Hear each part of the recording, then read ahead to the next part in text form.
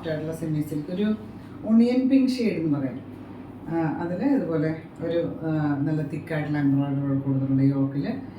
ദുപ്പട്ട വരുന്നത് light weight ആയിട്ടുള്ളൊരു semi സിൽക്കാണ്. ഒരു ചെറിയൊരു കോട്ട വീവിങ് പോലെ വന്നിട്ടുണ്ട്. ഇതുപോലെ ഫ്ലോറൽ പാറ്റേണിലെ പ്രിൻ്റാണ് കൊടുത്തിട്ടുള്ളത്. ഒരു സാറ്റിൻ സിൽക്ക് മെറ്റീരിയൽ സെയിം ഷെയ്ഡിൽ തന്നെ, ടോപ്പിൻ്റെ ഷെയ്ഡിൽ തന്നെ. പ്രൈസ് വന്നിട്ട് 1095 ആണ്, 1095 പ്രൈസ്. വിചിത്ര സിൽക്കിൻ്റെ ഒരു വെറൈറ്റി എന്ന് പറയാൻ കുറച്ചുകൂടെ തിക്കായിട്ടുള്ളൊരു മെറ്റീരിയൽ, ഒരു പിക്കോ ബ്ലൂ ഷെയ്ഡിൽ. ഇതുപോലെ യോക്കിലൊരു വന്നിട്ട് ലൈറ്റ് വെയിറ്റ് ആയിട്ടുള്ള ഒരു സെമി സിൽക്കാണ്. യോക്കിലെ സെയിം മെറ്റീരിയൽ തന്നെ ഇതുപോലെ സ്കാറ്റേർഡ് ആയിട്ട് റിയൽ മിറർ വർക്ക് കൊടുത്തിട്ടുണ്ട്. താഴെ ഒരു വേറെ സെപ്പറേറ്റ് ഒരു പ്രിൻ്റ് കൊടുത്തിട്ട് സാറ്റിൻ സിൽക്കാണ്. ഒരു കുറച്ചും കൂടെ ഒരു ഡാർക്കർ ഷെയ്ഡിലാണ് വന്നിട്ടുള്ളത്. പ്രൈസ് വന്നിട്ട് 1170 ആണ്, 1170 ആണ്. കോട്ടൺ, പ്യുവർ കോട്ടൺ മെറ്റീരിയലാണ്. ഒരു മെറൂൺ റെഡ് എന്ന് പറയാം ഷെയ്ഡ്.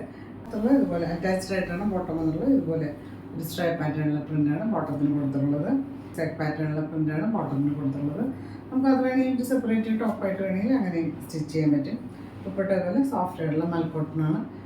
കോട്ടൺ ടോപ്പിൻ്റെയും ബോട്ടത്തിൻ്റെയും കൂടെ പ്രിൻ്റ് വന്നിട്ടുണ്ട്. പ്രൈസ് വന്നിട്ട് 1000 ആണ്, 1000 ആണ് പ്രൈസ്.